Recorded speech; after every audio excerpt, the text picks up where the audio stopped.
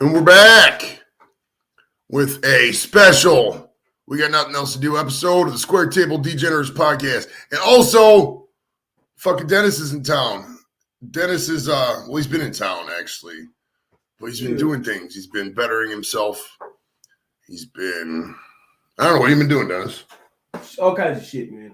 All kinds. You heard it right from the horse's mouth right there. All kinds of shit Dennis has been very doing. riveting.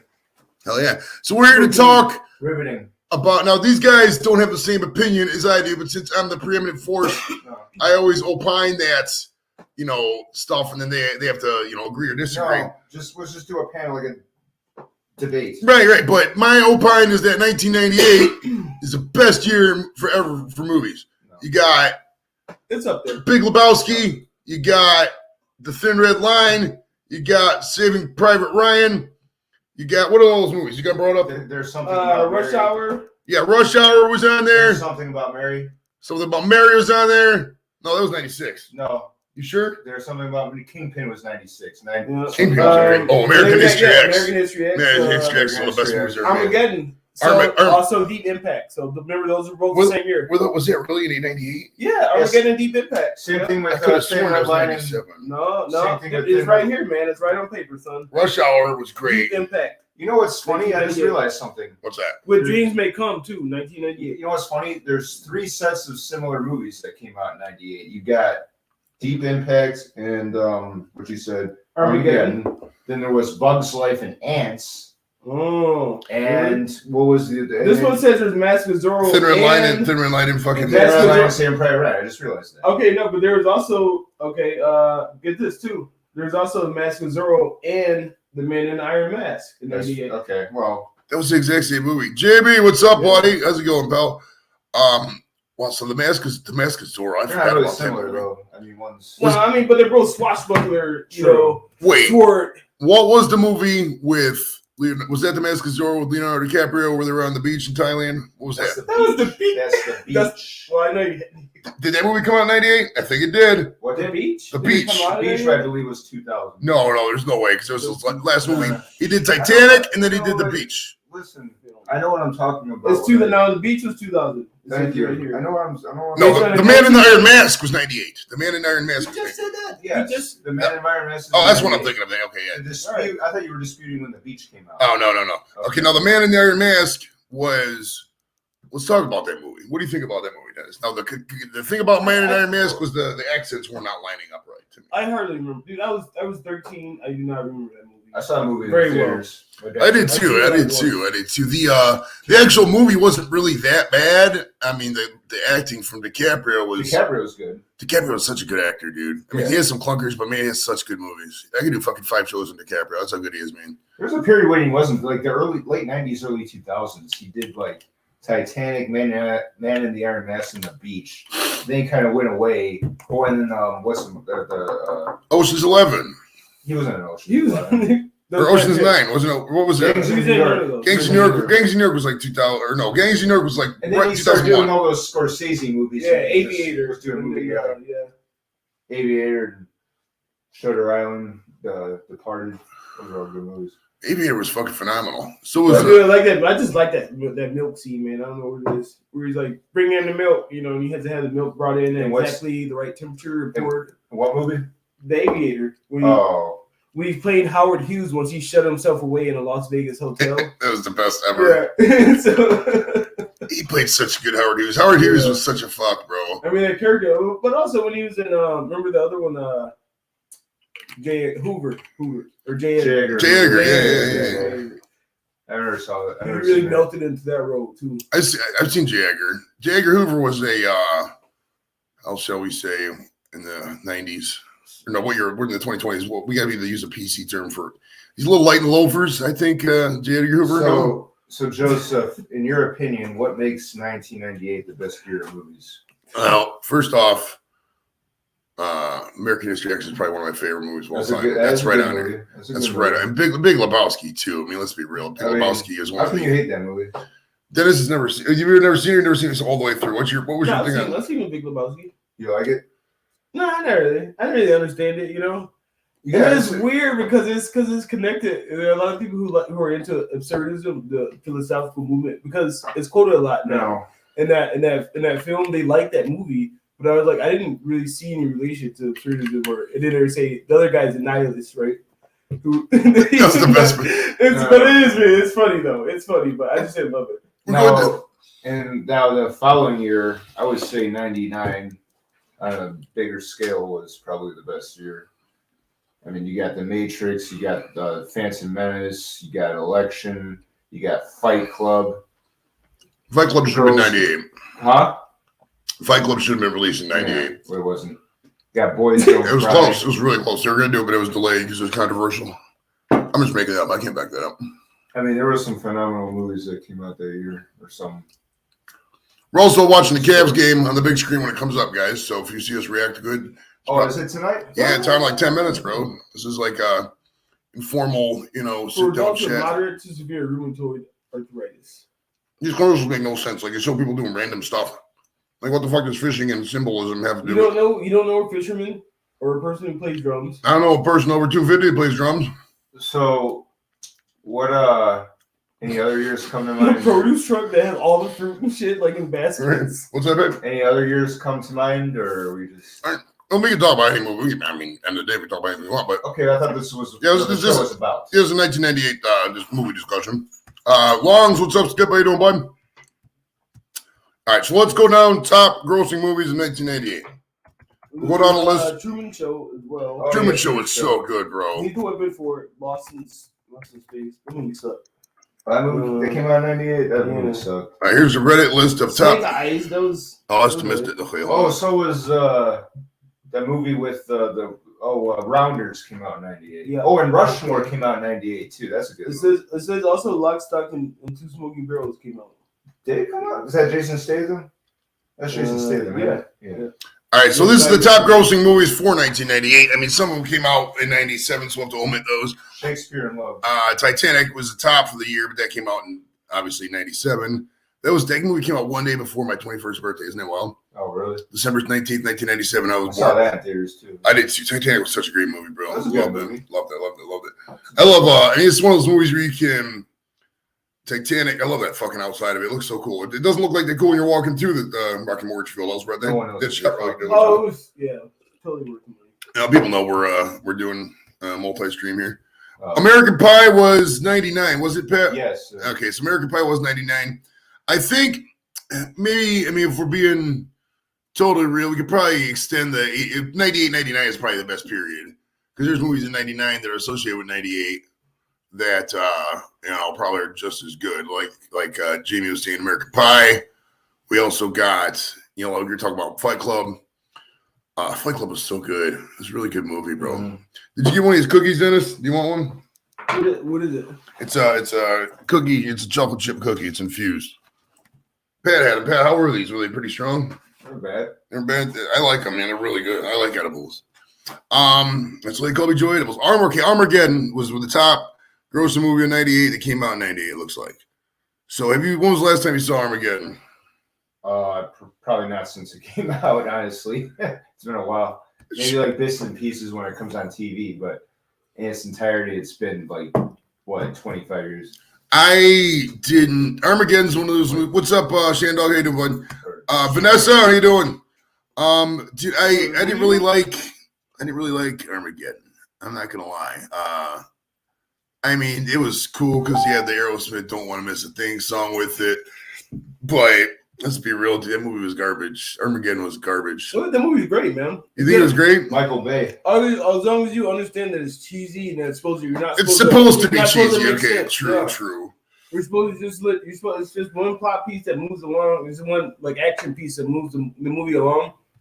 I mean, because you think about logically, I mean, what are the odds like all the pieces of the asteroid are gonna hit all the major cities like Paris and the landmarks and shit? It always hits landmarks, The one part there was a couple parts. Okay. I wasn't thinking back. I mean, there was some parts were not too bad, I guess. But the one part when he was like, when they were like, "All right, we want all our taxes paid forever," and you're like, "Come on, man, it was never gonna." You remember that line when Bruce Willis said that they were negotiating with the team because he I got all don't the. think they would. They're saving all humanity. You don't think they would let them get off on taxes? I mean, I mean, shit, man. If you win a Medal of Honor and shit, you get like a money for that. I mean, this is way bigger than that.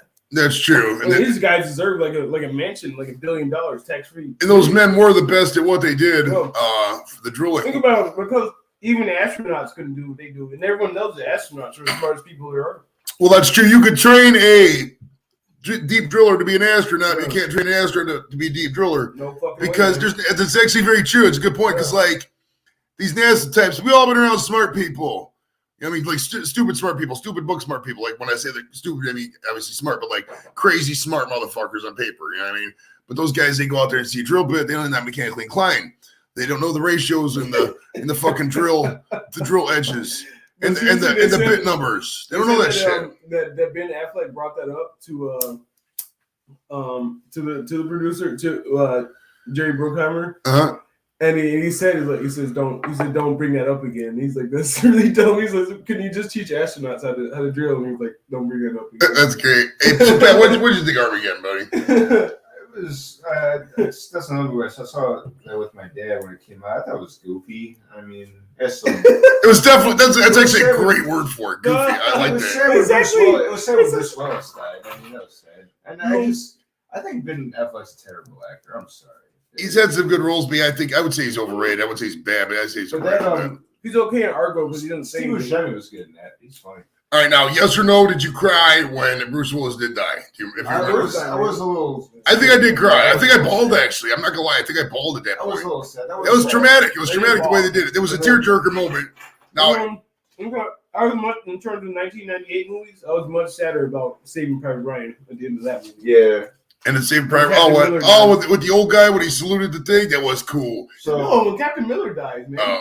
So when Armageddon, I think was the first, or like there were several actors in that movie. I think got their first. That was their first movie. I think Owen Wilson. I think somebody else. Or maybe not his first movie, but one of his. Vanessa said he was an unknown when he made. Vanessa says some of his books smart do use tools. That's very true. Very true. And we're not knocking all super crazy smart people and the people who work at the aerospace industry and all that. When this movie would have been NASA. People who could hack into your computer, probably. Right. They could probably control my face and shit through some weird implant. They could hack into your house and probably set it on fire. What if we're in their service? What if we're in the service? They implanted all this shit in our face and they could like remotely control our face and like they looks like this permanently for like a day. That'd be fucking hilarious. But they're never gonna do that, bro. All right. It says, how old were you folks in 98? I was graduating college in 2000. I was in 98. I was 22. I just turned 21 in end of 97. I was in my senior year, going into my senior year of high school. I graduated in 99. So. Okay. And I worked. I was a junior. No, where were you working in 99? Did you have a job? Oh, Dennis, you were too young then. I was 13, man. Did you have a paper route or something? 98 is when I started Giant Eagle, actually. Jeez. You've been there for 20 fucking 3 years. Yeah. My goodness.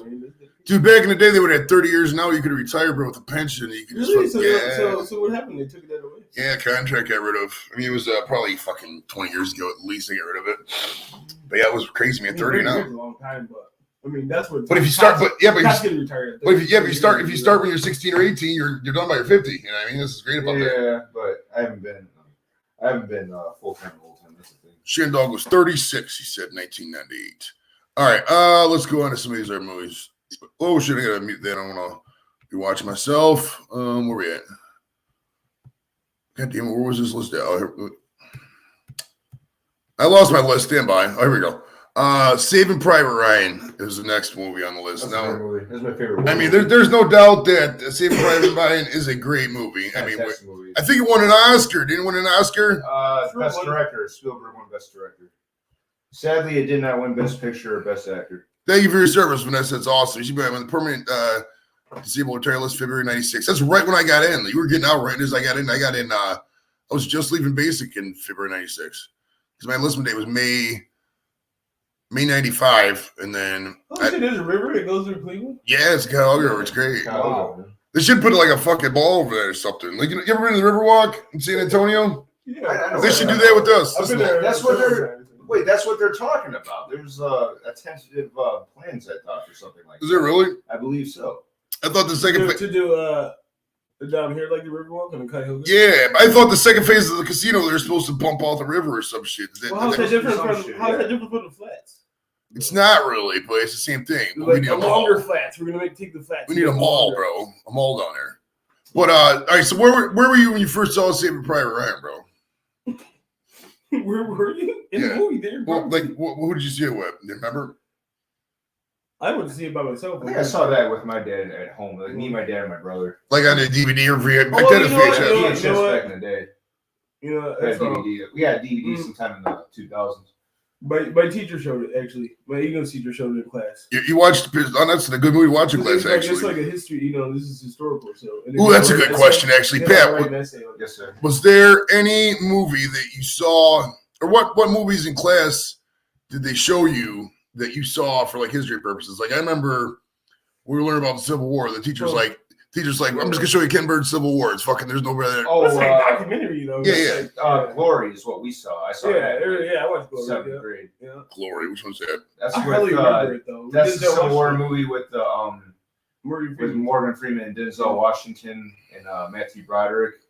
Look it up. It's Why do I not remember this fucking movie? It won some awards and shit. I'm pretty sure. Denzel Washington won. Yeah. He was great in that movie. 1989 film. Jesus, this is old. Yeah, Is it 1989. I do not remember this fucking movie Yeah, at he was all. like a new actor. I mean, he was like doing house. Wow. He was just coming I up. guess I got a fucking Civil War movie I gotta watch because I do not remember. And I'm a Civil War fucking nut, dude.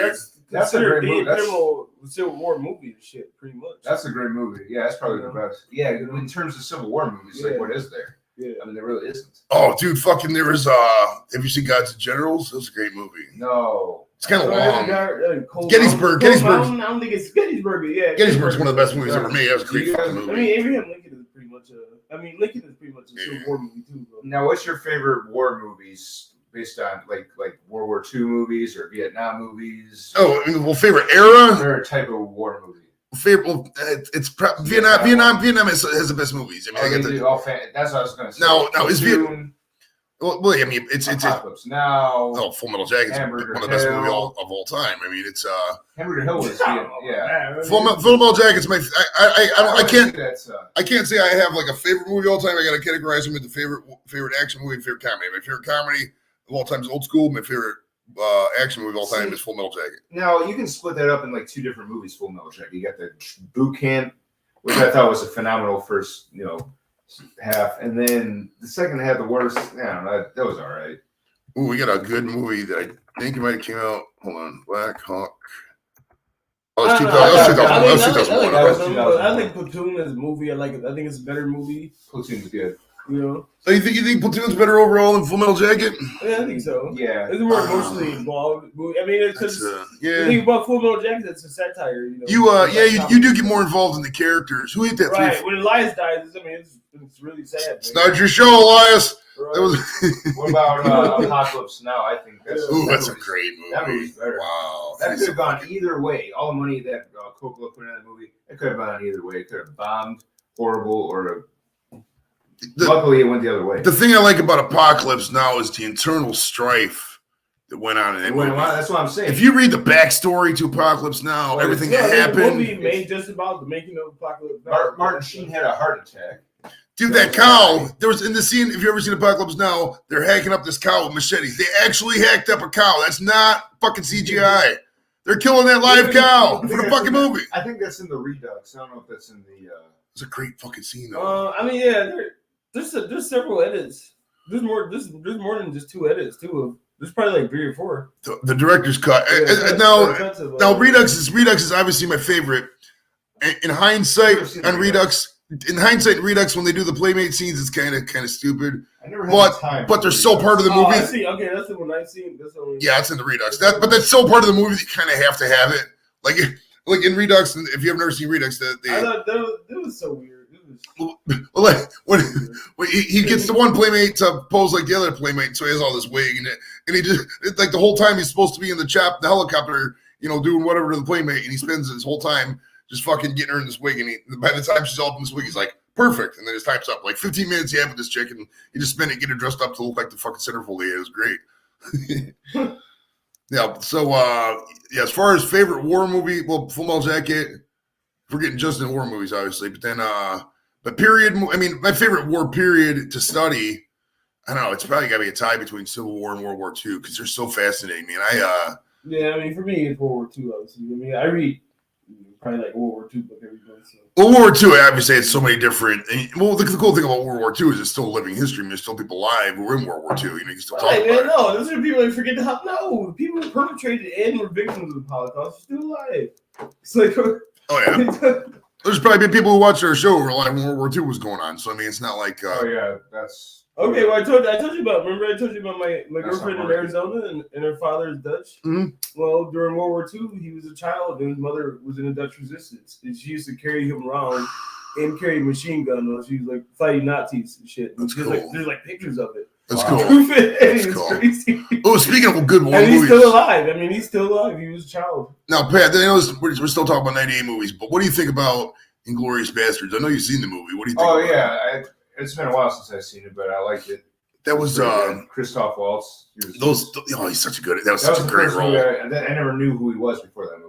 That's a bingo. That's That might a be bingo. one of the best low key roles of all time. He was so good. In that He won movie, an man. award for that. God damn, he was so good. In He that won a movie. Just supporting actor award. his language changes were so amazing, dude. He was Yeah, he speaking was- French, English, German, everything He was, perfectly and transitioning perfectly. Oh my god, it's he great. was terrifying, man. He was terrifying in that movie. They just looked down your skull. It was like, "Fuck you, motherfucker. We're doing this." I wish that movie came out in '98 because that would fucking solidify it. Because it was a great movie. It's been a while since I've seen that movie. I gotta see it again. But that's right. So my friend dad served in the Navy the day after Pearl Harbor. He knows all the friends signed up for that day. The USS Converse passed away in April 2019. Well, first off, condolences on that. Obviously, thank you for your friend's dad's service. Man, that's it was wild. I remember when I first started at the VA in the call center, dude. Like the we were double jacking this 2011. And this World War II guy called in, and he was like a stereotypical Brooklyn guy. He reminded me of like somebody from straight out of what was that Band of Brothers and shit. He's like, yeah, me and these two other guys after the war broke out, we went down to the thing and signed up. And then like everything you say was like these two other guys, me and these two other guys. Yeah, That was one great. story to tell, one thing to say after another. Oh, it's great. I mean, I'm sure that guy's long since passed away, but my goodness, yeah, they He rests. well back then, dude, World War II is kind of like how Ukraine is now. Like everybody just took up arms. You didn't question it. Oh, guess what else came out in '98? I completely forgot. What's that? Half Baked. Oh, Half Baked. All right, let's get into it. Now that is clearly the best stoner movie of all time. Would you agree, Half Baked? Yes. But even better than Cheech and Chong, I would say. Would you agree with that, Dennis? I've never seen Cheech and Chong.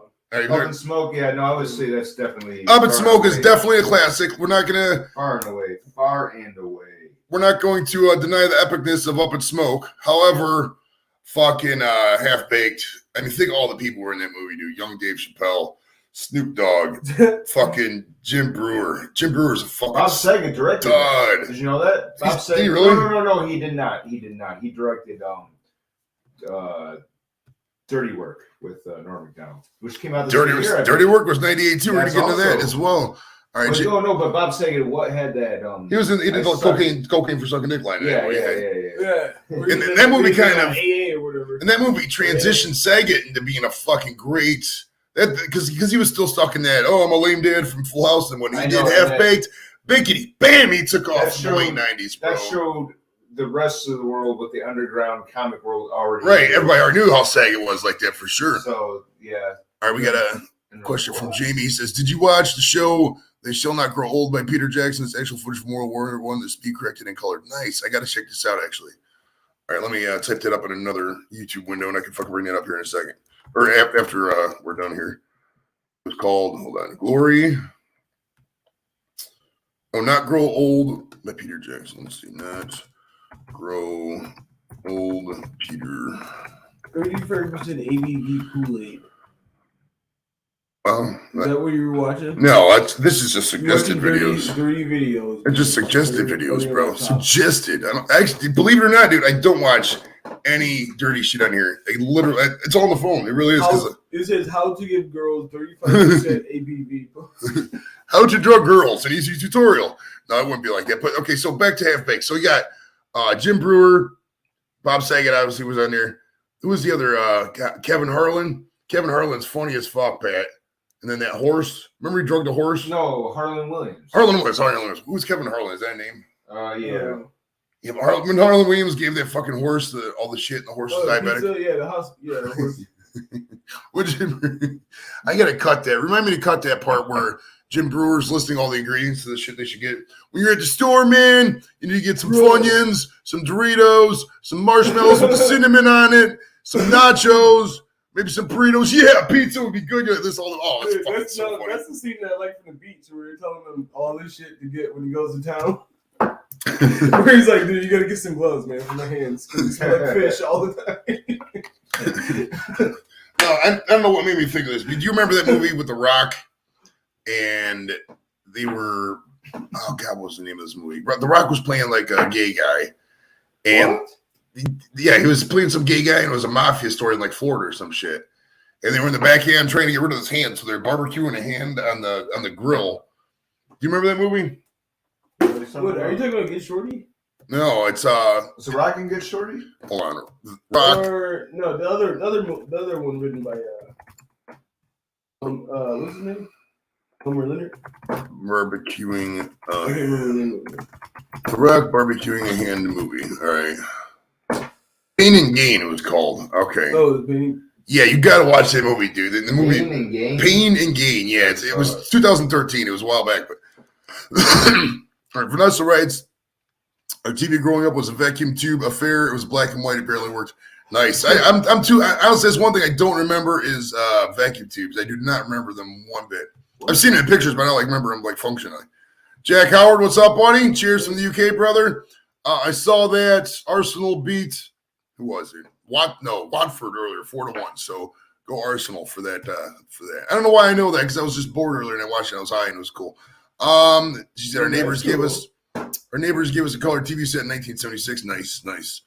I was my first TV was 76 as well. TV set or colored? Well, it was funny because back then you had black and white TV sets, but they could call people colored. You can't do that now. Now you got colored TV sets, you can't call people colored. So makes no sense. Steve, what's up, Steve-O? How you doing, buddy? Also from the UK. Party on, man. Hell yeah. I saw Jimmy. Somebody said hi to Jimmy C. It's really late there. Jimmy C. Okay. It's like Oh yeah. 6 hours. CB, what's up, buddy? CB's our boy from West Virginia. He's a fellow vet. I love our vets. I love everybody, man. Both of our vets too. Daddy Dutch, what's up, buddy? He's from Iowa. I think it's Iowa, right? Iowa or Nebraska. One of those farm corn states. I don't know. Corn is good. I like corn. You like corn, right? Corn on the cob. Corn makes corn. I like cream corn, but not corn. Corn on the cob. I don't like canned corn. You don't like the cream corn? I like cream corn, but I don't like. Oh, the corn in a can. Yeah, I know what you're saying. I like canned corn, but if I'm going to eat canned corn, I like cream corn. Corn is such a summer thing, though. But corn on the cob, though. Like right now, it's like, I mean, would I like corn now? Sure, but like, man, the summer corn just pops so much, dude. With that butter, especially when it's corn season, it's like $5 for or $2 for 5 stocks or whatever. Yeah, summer and then the fall too. Like, I just like stuff made from cornmeal. That's cornmeal. I don't like corn. You like cornbread? Yeah. There's like you can't ask me that if I like cornbread. And you go. No, okay. I'm wondering if I do because I don't like the way my mother cooks it. I'll tell you that because she doesn't make it sweet. It's not sweet. I don't really think my mom had a cornbread recipe. I didn't really get into cornbread until I was like older because we just didn't really have one. It's funny. Like all the years that I've had chili, like my mom made chili. I never knew cornbread was a thing to have with chili until like years later, and I'm going to people's houses. I probably made it like 5 times as an adult, believe it or not, and that's one of the times I made it. I made some jalapeno and corn. Well, you put the jalapenos in the corn in the mix. It mixes. Is that what you're supposed to do with the cornbread? That's what I like doing because you know what I remember that actually. I remember you making that for someone made that I used to work with, and I took a bite of that jalapeno. I was like, damn, that's good. I do. I should do that, dude. That's good. But you guys have had cornbread with your chili? Yeah. How about you, Joe? You always cornbread with chili. Not always. Usually we had crackers growing up. We would do some crackers. Usually when I get cornbread, it's when I go to like Famous Dave's or a place like that, like a barbecue spot. Yeah, I can't do crackers and chili because it feels like I'm eating soup. I put chili. That's how I think of chili. Chili is just a soup, isn't it? Isn't chili just a soup, really? I don't see it. You're eating it with a spoon. As a meal. It would fit either in the soup or stew. Well, it's thicker, Let's ask. Google knows all, so let's see what Google says. Okay, Google, is chili a soup? On the website, thepioneerwoman.com, they say Chili isn't a soup mostly because it usually is more solid than it is liquid. Aha. Okay, That's so what I just said. Majority meat and/or vegetables. All right, so the wrong device Wait, answered so us. could it depend on how you make your chili? Yeah, so the answer is maybe, sometimes actually. The device is still talking. All right, the device is done talking. Yeah, so basically it just depends on how much water you got in there. Now, do you like a chunkier soup or all water? Do you like really watery or do you like chunkier? Middle of the road. I don't like it too thick, but I like it like. I like it where there's a little bit of stuff on top and I can mix it together and I then don't it's like a paste. Yeah, I don't like it watery because No, I don't want to taste water. I like it hearty, man. Dude, what I always do with the chili, I always take the crackers, take a bunch of crackers. I always get extra crackers. I love those crackers, and I'll just crunch them up and dump them on the top. Right. And then Yeah, sometimes I'll just put like fucking some cheese on there, Now like I want some fucking chili, man. just like some string. What's that? The cheddar cheese, like string cheddar cheese, dump a little bit on top. I just mix it together, and then it turns into like a paste. It looks like concrete, you know what I mean? But like colored chili, that's where it's at, bro. That's the consistency I like. Dennis, do you use hot peppers in your chili, like jalapeno or even some hotter maybe? Yeah, I'll cut up every now and then. Habanero, Some you're right. habaneros, because it's just me. Yeah, I put some habaneros. Someone made a habanero chili all at the time, work. though. They used to work with. Man, that was good. That had a nice kick to it. Sometimes I'll just use a good sauce too. If I got a good habanero sauce, I just maybe put Okay. All right. Jack Howard says if you can't suck chili up a straw, I'd eat soup. Okay, that makes sense. Man, chili does sound good right now. Go to Wendy's, Peggy. I'm just fucking with you. Back in the day, you go to Wendy's at fucking 8 o'clock on Sunday. I bet you they're we closed could right do now. that. We could get the chilies and you can put the different Chili. hot sauces in them. Wendy's chili is pretty damn good. Wendy's got some fucking phenomenal chili, dude. I'm not gonna lie. That's pretty damn good. Really They good. say that they never empty it though. So they say like this. So the one that was around the corner for me, still basically the same starter soup from 1996. I mean, I can see that. I can see that. The same recipe, you mean? No, I mean like you never empty the thing. Oh, yeah. Well, see what Dennis does, everyone. What Dennis does, everyone, is Dennis goes on Quora and Reddit and all these fucking employee complaint sites and gets all the there's something. No, okay, no, I'm fucking with you, but they do say that Wendy's chili is like one thing you should never. They say you should never eat. The employees say it. I don't know. I don't know if I've ever I had like it. I like a chili sauce. But they say that it's one of the things that's it's always those clickbait ads. It says things you should never eat, and it's like Wendy's. Oh yeah, chili. yeah. I mean, and at the end of the day, if it tastes good, everyone give a fuck. I mean, where it's nobody's made, it's not dying gonna for be who the fuck. I mean, who the fuck cares? Right, I right. never gone in Jack in the Box, for example, and feel like I should be eating there. Jack in the Box It is doesn't seem good. like- We need a Jack in the Box up here so Like much, if you man. value your life, it never seems like a place you should eat. I'll tell you what, bro. If I ever hit the lottery, You didn't like Jack in the Box? I love Jack in the I fucking Box. eat tons of Jack in the Box. Dennis loves it. Dennis loves it. Remember that time we went to yeah. Remember when we went to Jack in the Box and feed it? In 2014, me and Dennis went to the Jack in the I never did Box, the Jack in the Box tacos, man. but we didn't have a rental car. So what we did is we walked like a mile and a half in the fucking desert just to get the Jack in the Box. It was worth it though, because it was so good. I've been to In-N-Out in Los Angeles. That was pretty good. I've heard. I've never been In-N-Out. I've never been In-N-Out Burger. They didn't have one in Phoenix, I don't think. Did they?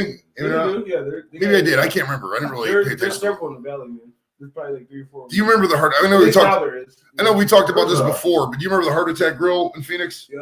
That was the I shit. never went there. But Oh, it There was was a- amazing. There was an In-N-Out burger, like, I probably was around like maybe 80 In-N-Out burgers in the LA area, maybe even more. yeah, they really love that shit in California. There was like, Oh yeah, There was it's at a fucking least- religion out there there. was at least 2 in Fullerton where my buddy lived at the time. Now there's for those you wondering about the Heart Attack Grill, what it was they would have somebody like a Hooters waitress, for example, but dressed in a slutty nurse's costume. They called them nurses. They weren't called associates. Love for 3, nice. They were called slutty. They're called nurses, and they just literally dressed in imagine a Halloween costume with a slutty nurse or whatever. And they only had 3 things on the menu: a single, double, or triple. Basically, a burger, a double burger, or a triple burger, and then they had French fries made from pure animal fat, and they had fucking PBR and Marlboro Reds. That was the only things on the menu. Literally, it's it. It was called Heart Attack Grill. All the things in the menu gave you get a heart attack, and then fucking. I don't think. fucking smoking there. I think back then you could still smoke in there. Yeah, because they had Marlboro Reds was on the menu. I think the one in Phoenix closed down like the year I moved there. Oh yeah, it was probably, there's no way it could have been a long run. I mean, the guy Well, who the one in Vegas stayed open a lot longer because there was 2. There was one in Phoenix and one in Vegas. Vegas is probably easier to get people because all the unemployed showgirls and shit. You know what I mean? Right. I mean, and they got. I mean, Vegas just has a lot of restaurants. Period. Oh, yeah. It's a Oh, good yeah. place to eat if you can afford it. Vegas. We should go back to. We were gonna go to Vegas actually, and then fucking the pandemic hit. Remember, I had plane tickets and everything. Remember that? Did you? Yeah, but it was June 3rd, I feel like I 2020. go out there, but I'm just even less interested in gambling though, so it would have to be something else to do. I just don't have no. I don't know. It's Well, they got, I mean, you do have a lot of rock climbing out there. the older I get, the less I desire to have to go to Vegas. I don't know. It's I can do that for sure. it's like is Vegas cool? But like, yeah, but I can do all the things in Vegas. I can do those in other places. You can rent the machine guns out in the desert, and you can get on top of. I've never shot a machine shoot gun. Shit up, and I mean, you can do that. You get a helicopter over Vegas over. I shot those guns over in well, shit, before we even left, we got to shoot a full auto. That was probably one of the coolest things about going to the desert was get to shoot the gun on full auto for once, or burst or whatever. It was cool, man. I'm You're like, like that motherfucker. oh, I did. I'm not gonna lie. When you got that Yeah, burst, us over in the top squadron, we hate every time we shoot that shit on full auto because you got to clean it. It's so dirty. I did it so fast because I was like, you get fucking, you get the rage of God in you, bro. I'm not gonna lie. You get that feel of that fucking 3-bullet burst and how fast the bullets are coming out. Fuck, you get it's awesome, man. It's a fucking rush. It really is. All right, I Pep. don't know if I felt it was that exciting. Well, you were in combat arms. I was not, sir. I was not. I I was not in combat arms. All right, here we go. There's something about Mary. Yeah. Oh, that's a great one. That came out in 98. It came out in 98. I thought that was 96 for some reason. Was it? They came out in 98? Yeah, July 15th, 1988, 20th Century Fox. Well, you know what? Have you ever been to Santiago, Chile? I have not. I've been twice in last year. He actually has. Yeah. Okay. Have you been twice? Did you leave and come back? I know you were in Chile once. Did you go there twice, though? Did you come back and leave? Remember, I was going to go. No, I did actually, because remember I went to Easter Island and I came back to That's Santiago. right. So Dennis So I is. actually had, in 1 year, I had been in Santiago, Chile twice in 1 year. What about Chile? Why are we bringing this up? Oh, you know, Because he's like, in the I'm an movie. architect, right? He's like, well, what if would you design anything I've seen? He's like, well, have you been to Santiago, Chile? Twice He's in like, the past year. Right. He's like, the Estadio Olímpico. He's like, that was you? Like, no. The apartment block is like two. The soccer, the small soccer stadium. Said that, right? Yeah. The The small soccer stadium just down the street. That's what I forgot about the scene. Yeah. Robin, be safe out there if you're driving and listening. We love you, Robin. Frankston Beards. Did I get to get that guy on the show? Was he real world like that, or was he just playing that? Was that I a think he real? was, I think he was playing that. Yeah. Yeah, you see my weirdo? it would be horrible to you, especially when he's person. Yeah. No, that dude was an actor. Get Corky from fucking 30-something on. Is that guy still alive? Who? Corky. You remember that show? Oh, Life 30-something? Goes On. Or was 30-something or Life Goes On? Life Goes On. No. That was 30-something. Is this a No, 90 show? or what? 30-something was not Corky. All right, I had to look up Corky. Hold Dude, on. I'm telling you, it's not. If I type in Corky from, it's going to come up. So Corky I don't know why you. from. I don't know why Oh, you it's Life Goes question On. He's right. How do you know? Well, because I know all this. Why do you question me? I'm a pop culture guy, man. I know 1989. my shit. All right, where was the guy? Because that dude actually had Down syndrome. The guy who played Corky, didn't You he? gotta play Corky at Down syndrome. Chris correct. Burke, Corky Thatcher. Let's see. Yeah, but that's kind of different though. But Burke in 2007. I wonder if he is he alive? he's alive. He's just not active. He's probably just Oh. chilling. Actually, 2003 was his last movie he did. Okay. What does he do now? What was Down syndrome advocacy. That's cool. Oh, he wrote a book in '91 called A Special Kind of Hero. Oh, yeah. There you go. So if you're in the market for books, check out A Special Kind of Hero by Chris Burke, who played Corky in Life Goes On, according to Pat. I'm still never going to watch that series again. I didn't. That's some of the fucking. Well, I mean, I guess it actually is a fact. I mean, it's not just according to Pat. Yeah, it is. Well, sometimes, what's that cat doing on that pillow? Fuck. It was pretty cool. There's some weird ads in the Cavs game. This like cat ran up to this talking pillow and just like laid on it. And I don't know what they're saying. I mean, it's kind of weird, man. That was fucking weird. Well, that dude's almost 60 now, Chris Burke. Fuck yeah, man, he's up there. But I mean, he probably got his money. He probably gets residuals from that show, dude, and just sits around and chills. Like back then, a show. Bring me the money. He probably has to come in. He probably has to bring it in a wheelbarrow every month. Every month. Dude, I would do that. Like, hey, you get $600,000 of residuals every month. All right, you got to bring in a wheelbarrow for sure. Like in 20s, like every That would day. be in the contract. Yeah, it's a writer, dude. Oh, I'll have that. Like if you're out there and we sign an agreement to work together in the future, I'm putting a thing in there that once I make a certain amount of money, if it's a wheelbarrow full, like it makes a wheelbarrow look full, you got to bring it to me cash in a wheelbarrow. I don't give a fuck. I'll pay the 10% processing fee. It's cooler. It's cool like that, bro. Like fuck. All right, we also got the Water Boy. Oh yeah. Now, I fucking hate that movie. I'm not gonna lie either. The Waterboy is pretty atrocious. No, there's fun quotes in it. It's fun. It's a fun generic movie, but in terms of like good movies, it's just not good. And The Wedding Singer came out the same exact year. we'll get in the Wedding Singer. It's I'm just saying. I know, but so what do you think about the Waterboy, Pat? Like, what are some of the favorite I've never lines? seen it in its entirety, honestly. You never just sat there and see the whole thing? I just no. I do not fucking know why, but every time I take the fucking bus between cities in Mexico, it's on the fucking TV. I mean, it is like the one or other time or something. It was like Daddy. It was like the other fucking Sandler Play movie. some D.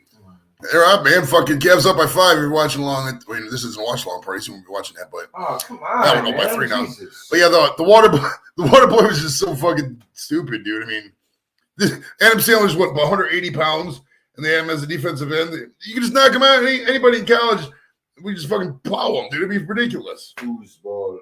The one part of the Waterboy I did think was fucking hilarious. It kind of saved a lot of the I movie. mean, was this a Division I school though? Yeah, the South Central What was LSU their Mud name? Dogs. Yeah, the Mud. That's the LSU Mud Dogs. It's a fucking great name. I'll give him credit on that. That was a funny fucking. That part was fucking hilarious to name that. And the guy who only spoke Cajun with the nipple rings, that was fucking hilarious. That part was hilarious too. And the favorite part of the movie, which I think probably saved it for being real, saved it from being a total clunker, was when, in honor of the Waterboy, other teams are trying out. Just last week, Michigan tried out as Tallboy. They showed this real scrawny dude going to end around. He's got fucking drilled. Do you remember that? It's fucking great. So there are. I mean, if you talk about it more, there are serviceable parts in the Waterboy, but most of it's just fucking cheesy. I'm biased because I don't really like Adam Sandler movies. Like, never at all. Really. I mean, I kind of like the fucking Uncut Gems. All right, we got Lex Tex from England. I have to say that. Like, Lex Tex is just a normal person like the rest of us. But he says, "Soldier with Kurt Russell was a good film from '98." Do you remember that movie, Dennis? Was it? So no, this wasn't Universal Soldier. No, that's something different. Soldier with I Kurt. feel like I fucking seen that with Kurt Russell. Oh, Yeah. 1988. But film. he's okay. He's not at all a cyborg though. No. Okay. Let's Okay, see. then. Soldier. I don't think so. Is he? Then I don't This know. might be one I've never seen before. Maybe I should watch it then. Says soldier was trained from birth, is deemed obsolete and dumped on a waste planet where he's reluctantly taken by a community of defenseless stranded wayfarers. Okay, I don't think I've seen that one actually. It sounds like how many? What's the rating on or his 6? Yeah, it's got 6.0 on That sounds IMDb. serviceable then. It's rated R too. I'm gonna put that on my watch list too. Rated Actually, R. I'm bringing it up. Thanks for the viewing suggestion, Lex. How did I miss those Worlds with Kurt Russell? Shit. He's good in pretty much everything he did, and I don't know, man. I just love the part where he's in. Well, he's not. He doesn't play like a big part, but in Once Upon a Time in Hollywood, I love the Bruce Lee scene in that movie so much. I think it's hilarious.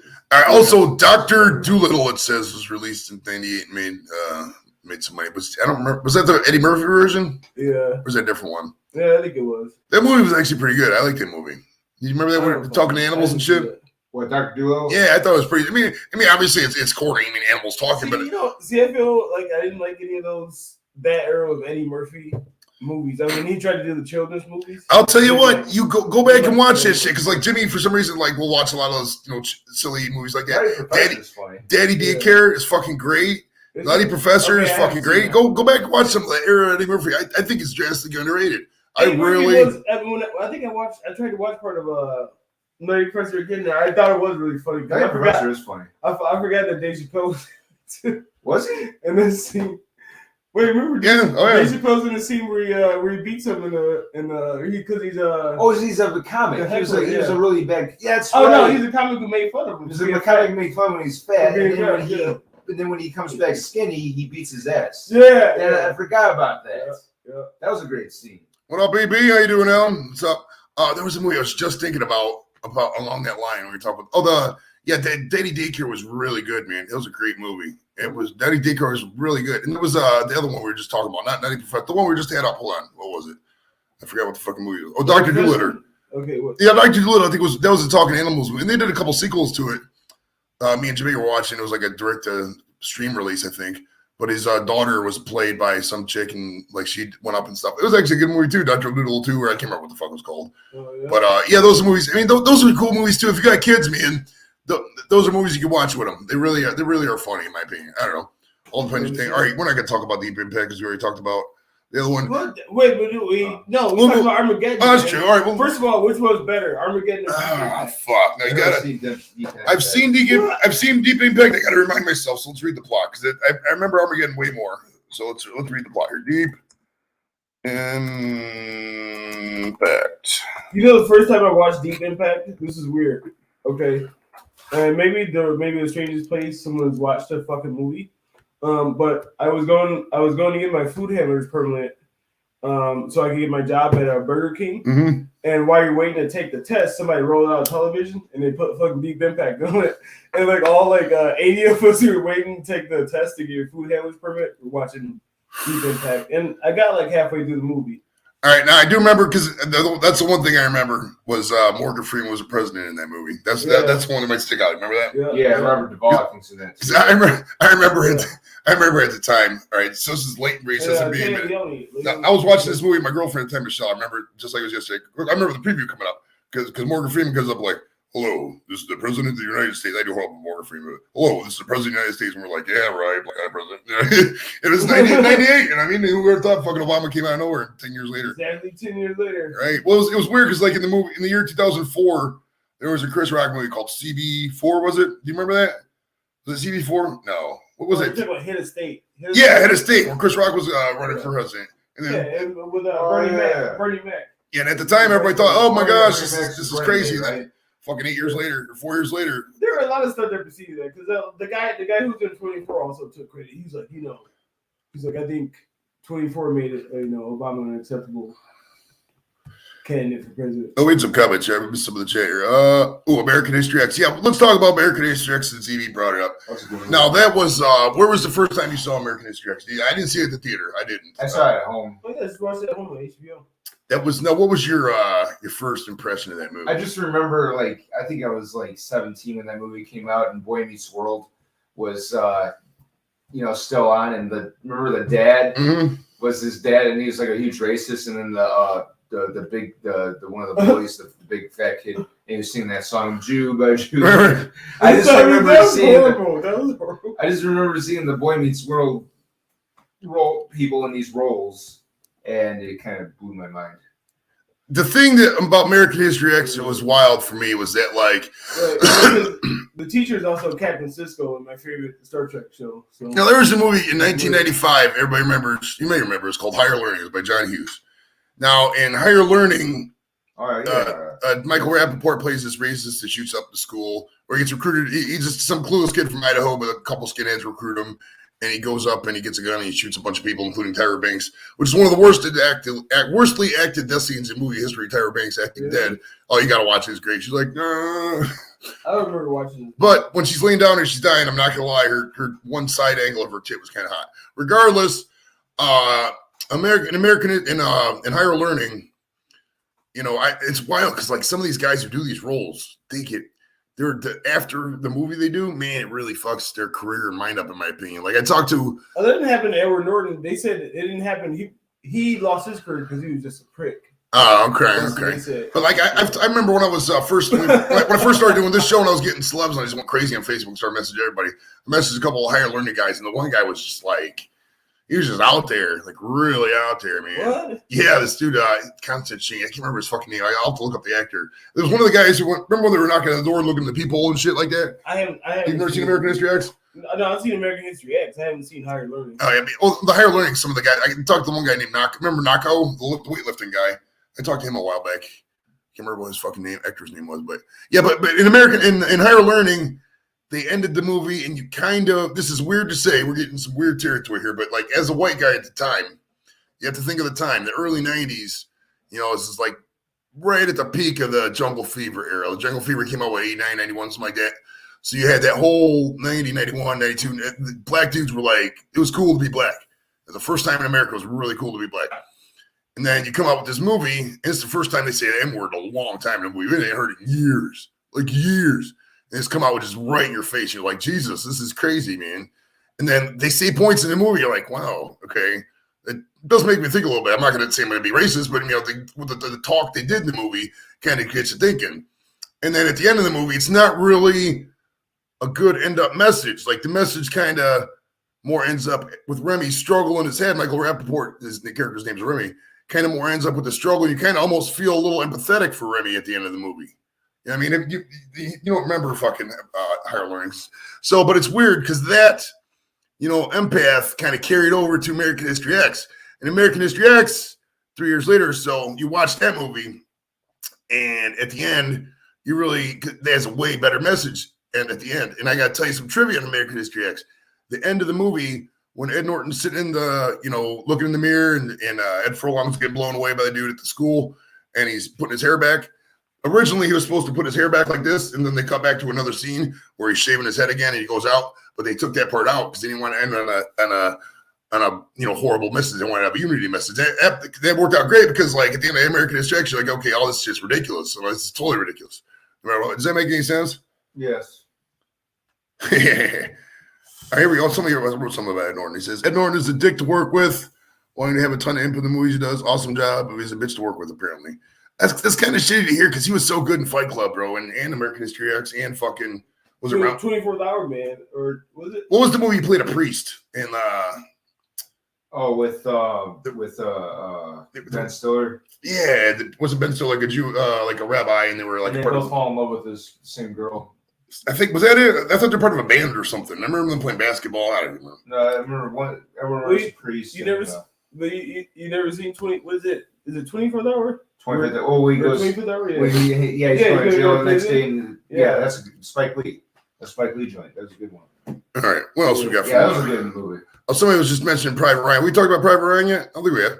Oh, yes, we have. Yeah, we talked about Private Ryan. Big Lebowski, we really didn't get into. Yeah, we didn't talk about the Big Lebowski. Oh, Godzilla. Now, do you remember the 1988 Godzilla? Yeah, it was horrible. I tell you what about that movie. For some reason, I was randomly stoked. I still got it around here somewhere. I got the little first day ticket thing from Godzilla. Like, you get to be the first. And then it was supposed to come out like a Thursday, and then it came out like a Wednesday, and they had a special premiere. And I, for some reason, was really stoked to see this movie, dude. I remember watching. What was it called? What was the name of the show? Was it? What was the name of the show then? Was it Siskel and Roper or Siskel and Ebert? Yeah. Siskel and Ebert. And then Ebert. And Richard Roper took over. Right. They were like this movie sucks. Plus, there's one scene in there where they make fun of Ebert with the mayor. He's supposed to look like Ebert. Yeah, that movie. I had. Well, because I had such high hopes for Godzilla in '98, and it was just like it was Jurassic Park with fucking Godzilla in it. Godzilla wasn't green because there's rumors like, oh, Godzilla's gonna be green. He's gonna walk on all fours. They had none of that. I mean, it was just Godzilla walking around fucking. I heard Godzuki was gonna be in it too. And the tail was whacking around back and forth. He fucking never showed up. Ridiculous. What year did the Anaconda? Anaconda was 95, I think. No, fucking ridiculous. It was, but I think it came up that. All right, EB said Rush Hour came in at 98. Now, obviously, we all seen Rush Hour. Oh, yeah. Rush Hour was like Jackie Chan's first big American movie. Was it? I thought there was one right before that. What was? Yeah, other ones, but this is the first big one. Story. There was like Rumble in the Bronx. They did those like an American movie. Yeah. This was his first big American release. So. Was Rush Hour the you don't understand the words that are coming out of my mouth? Yeah. Right. No, dude, that. Because he tells him not to touch a black man's radio. Now you've seen the. I know you've seen the cinema sins on Rush Hour. I think, right? Do you remember it all kind of lately? Because there's a lot of shit that Chris Tucker says in that movie that really could not fly today, right? He couldn't do all them Asian like he was. Oh. It was still lowbrow too. It was like ching chong. This is dumb. Right. It was, and in a way too. It's like, for being real, like they really treat Asians. But Hollywood didn't have any Asian. There were no Asian. There still is none. Do they still to this day will do? It's like Lucy. It's weird. I mean, you have to really do feel for Asians because Asians got lumped in somehow. Like people think Asians are white. It's like Asians really struggle to get over here. It's like kind of forgotten minority almost. Even in cinema, you see that though. Like they just do all these horrible Asian stereotypes. Nobody ever says anything. If you do that to a white person or a black person, everybody be yapping and screaming about it. You know what I mean? So it's kind of wild. But I like Rush. I always confuse Rush Hour with 1, 2, and 3. I can never get the events straight in my head because they all kind of blend together. Well, just remember the third one's absolutely awful. Man. Yeah. I had sick of that shit. I think I was in basic training or some shit. The second one wasn't too bad. Yeah, Yeah, the second one was pretty good. It was basically rehash the same thing where they go to China. Yeah, it was like his brother Hong turns Kong. out his brother Jackie Chan's brother turns out to be the big villain, I think. The best part of Rush Hour, I think, was probably, I'm trying to think now. Damn it. I had a scene in my, you know what? The outtakes at the end of those movies are always the best. Yeah. I mean, it was fun. The part was funny when he first meets him and shit too. And I mean, Oh yeah. well, you know, that was some of the. Wasn't there a part where he was like, I speak English? Yeah. He was trying to talk also like, do you? I don't know if there's one super memorable moment from the movie. That's why you don't really watch it over again. It's not like one of those movies. Right. You got that bar fight. Like Chris Tucker was talking with his friends. He thought he could talk the same way with his friends, and his friends got offended. Oh, but then again, they wouldn't be able to do that scene. Right, It's so low brow, the kind of humor, like okay. Right, like, Of course, the guy who says the N-word, and now they want to fight him. Everyone wants to fight him. Yeah. It was. Yeah. I mean, if we're being real, that was a great combination. They overdid it obviously with the saturation, but like the great combination of just random talent from Chris Tucker. It could have been better because you know the movie that I thought did it a lot better was actually High Noon. The movie was funny as hell, I thought. Oh, Shanghai Noon. Yeah, Shanghai Noon. I thought the movie was hilarious, man. Says Asians are forgotten about as minorities a lot of times because they are the wrong color minority to those who don't like immigrants. That's very true. It's very true. Man, the Cavs are whooping it up right now by 14 for those of you watching the game. Let's see. Alan writes also they hit a weird middle ground for people. It's not right. That's very true. It's very true because most of the people in universities are Asians. They're a lot. It's like some of these schools are 50% more Asian. Colleges. I don't think they're the school that 50%. Oh, California You still like just that. jinxed it, man. Really? They can't I play was D right about now. that. I 50%. That's. It's up there. All right, we also got Rush Hour. That was actually a nice movie. Good Will Hunting was released tonight. Oh, that was 97. 97. All right. I was thinking the same Never mind. thing. All right. Looked it up. Lethal Weapon 4. I really don't remember Lethal Weapon 4, so I don't. Oh, yeah, Jet Li. No, That was good. that One of the best stuff. That one action opposite scenes. of Now, Dennis here did talk with Mr. Dennis Glover for how long was it? Oh, Danny shit, Glover. man. Danny Probably about 20 minutes. He's talking with him. Now, where was this, and how did who approached who? Yeah, well, he didn't approach me. Well, I'm saying who approached who is what I asked. I'm saying. No one. Oh, all right. Well, let me just tell the story, damn it, because it really didn't happen like that. So I was standing outside the bar like I usually do in Ohio City, having a beer like I usually do in the summer. And then I noticed there was like a gray SUV, like a big ass Suburban, in the front that was gray and it had like tinted windows. And then this lady puts down the window, and then I see the guy puts down the window, and then all these people get up and start taking pictures. And then literally he like points over at me. He says, "Hey, man." He said, "Hey, you." He's like, "Come here." He said, "Come here. I want to talk to you for a second." So I went over to the car, and he's like, "Hey, I'm Danny Glover." I was like, "Yeah, I know who you are." He called you over? Yes. He's like, "I know you are," and he's like, "I want to take time to ask if you're registered to vote in Ohio." And wait, so he was pitching a vote sales? Yeah, that's how it started. Yeah. Oh, I didn't tell you that part. Yeah. No, that's great. Him trying to get me to vote, but okay. But we talked about various things. But he's like, what do you do for a living? He's like, and I told him, I work for the government. I'm vet and everything. He's like, oh, so you're certain the words, like, so you gotta. He's like, so you really should support, Dennis Kucinich. And we talked about Occupy Wall Street for some reason, but I mean, because I told him I had known that he was involved in politics because I seen him at the Occupy Wall Street protest like several years earlier.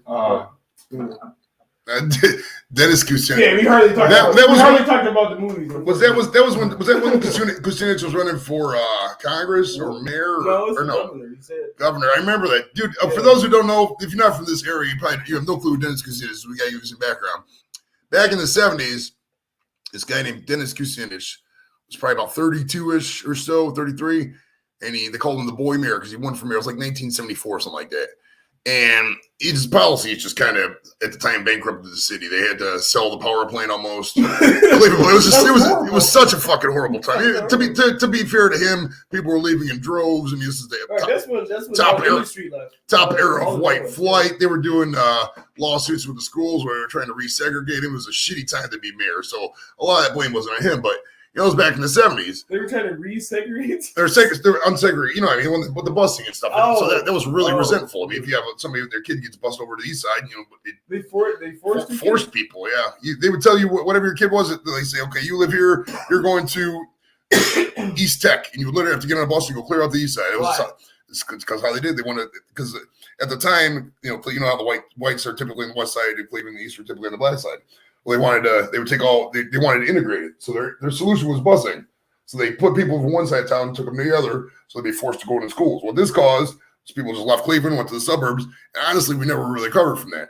Because if you look at the population trends, you know, the 50s was the peak, and you know, obviously once the industry kind of went down a little bit, We and then can the say that 70s. about most, but you can say that Oh yeah, about it's pretty much any Midwest cities is like this. This isn't a problem exclusively to Cleveland.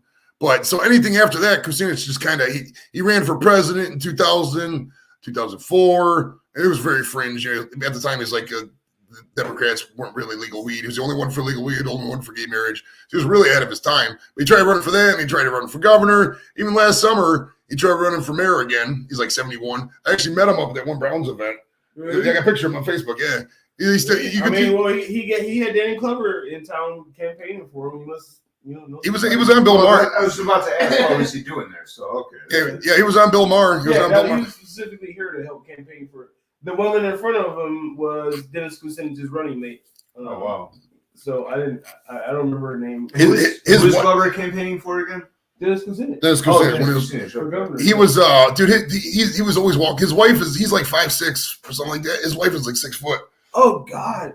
You know who else is really fucking tall? Danny Glover, man. He's probably like 6'3", 6'4". All right, EB says basketball. The basketball also came out in '98. Have you ever seen basketball? Yes. I have not seen it. You ever seen him with I remember it, but I don't. South Park guys. Yeah, at the time, for those who remember, South Park came out, 96? It came out. The movie where they played baseball. That was large ball. That was right? prime Yasmin Bleeth. You remember Yasmin? Yeah, Yasmin Bleeth's fucking amazing. Oh my god. What? Yasmin Bleeth from Baywatch. Oh my god. But she was big on Friends, too. They were just talking about her on Friends. She was on Friends? Yeah, well, she wasn't on Friends, but Joey and Chandler would always talk about her on Friends. That's right. Because remember, did they name the one duck Yasmin? I remember all the names of people on Baywatch. You don't remember Yasmin Bleeth? Oh my god. Yasmin Bleeth was probably the hottest one, brother. Oh. Yasmin? Yasmin? Way hotter than Pamela. I mean, Pam has her place. She's serviceable. I mean, she's cute. I definitely take her first. But she's got so many different. Okay. Oh, is this her today? Yeah. Well, I don't know about that. I don't know about all that. Well, if that's her today, we're definitely not getting her on our show. She's looking like that. Come on, man. You still. Oh, I mean, I would reach out. Detroit. See, where's Detroit versus everybody? That's Detroit. Oh, nice. That's the M&M shirt or whatever, ain't it? No, it's like a Clee Clothing company. They have that shirt in every city. Blank versus everybody in every city. Now? Yeah, that's what it says. Yeah, but basketball, yeah. She looks so happy. So at the time, 96, 97, South Park came out. South Park was it started. This is when the internet first really popped. 95, 96, when the internet first really hit big. That's when AOL first went to unlimited in like 97. It was like. But which one would you rather be with now? Would you rather be with Pam? Pam Anderson has so much diseases, though. No, she got rid of hepatitis, man. I don't know. Okay, that's a good question, dude. Since we are the STD podcast, we should know this. Now, would you go out with a girl? What diseases? They said she had hepatitis, but she cleared it because she took a regimen to. Now, would you demand a test, or would you just take their word for it? Like, say this chick was like, okay, I had hepatitis, I had syphilis, gonorrhea in the past, but it's all cured now. Would you demand a test, or would you just take her word for it? Like if you're dating her. Like say you're on Tinder. And you're matching with somebody, right? And they said, okay, I had these diseases in the past, syphilis, gonorrhea, herpes, but now it's clear. Herpes isn't a disease that goes away. So, but syphilis and gonorrhea are. But I'm saying, would you take her word for it, or would you just would you demand to see the tests? If she was like no. She said, I mean, you have to tell people too. You could get. If it's something like that, isn't that like a crime? If you have it's assault. Essentially, if it's not found under any other crime specifically, you could. Now, is that just with AIDS, or is that with all the STDs? No, it could be other STDs too. Well, if I can see that, so that isn't that kind of like telling people not to get tested? Because if I don't know, then I don't have to worry about it. You know what I mean? So that's kind of a mixed message. I mean, I'm not saying I don't agree with it, but I don't know. It's kind of weird to think about. Speaking of AIDS, didn't that movie with Tom Hanks come out that year? Or was that earlier? No, it's Philadelphia, 1993. 93. Lex brought up talk about the Big Lebowski. That's one of my favorite movies of all time. Fantastic movie, John Goodman. That's every part of that fucking movie from top to bottom is gold. That might be top 5, I think. Dennis, you haven't ever seen the Big Lebowski, bro? For real? You asked me that already, and I said yes. Wait, you did? Okay. Now, how many times in a row have you watched it? I said I didn't love it, but it was alright. I'll probably watch it one time. I watched it when I remember I was in quarantine in London. I watched it then. Okay. Yeah. Yeah, for those who don't know, Dennis actually has been to the UK. He went to London for 2 weeks and came right back because what was your reason for coming back? Were you bored or something? Yeah, because everything else ended up shutting down again. So That's right. When was it? I wanted to go to France, and then France got shut down. I was like, well, what the fuck? I'm not gonna be able to go anywhere. So That was June 2020, wasn't it? Yeah, that sounds about Yeah, right. it was right. It was right after that first wave. Then they opened up for a little bit. Then it's like, oh, I'm gonna go over there. And he went over there, and like he had to quarantine for like 2 weeks. Yeah, that's how I stayed 3 weeks. And we're not gonna say what he did to the quarantine. We're not gonna say what he did. He might have broke it, but we're not gonna say that on live TV. And then he kept going to the pub, and he got bored because everything was shut down. And then he came home. But you had cheap rent too. What was your rent for that place over there, dude? Oh, I think like $1,200 for Oh, Garland don't look good. a month for an apartment. $1,200 for a month for an apartment. It's insane. I think so. And it was like in the city too, like right in the city of London. Appreciate. Oh, Garland. Man, I hope he's not hurt. Oh But it was no. during the pandemic, so I don't Right, know if it was right. great rate or what. So Oh, Garland don't look All right, let's see if he walks it off. Thanks for letting me know that, Blake. So, yeah, for those who don't know, Eric Redbeard, the wrestler, is coming on the show on the 14th, and Blake just said he just came out for the AEW show. So let me know what happens with that, so we can talk about it when Dude comes on for sure.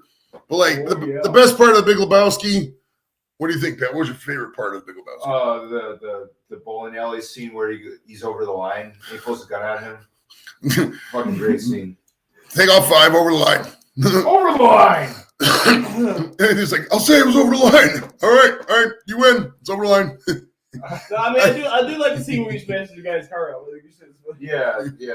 This is what happens when you fuck a person in the ass. Yeah. I want you to look out that window. John Goodman made that fucking movie, man. John Goodman, he's going to cut off your dick, Larry. He's going to cut off your dick. That was the greatest thing that he's ever done. Oh, man, that's so great. Of all the bowling movies, it's probably the best. Between that and Kingpin, I think it wins.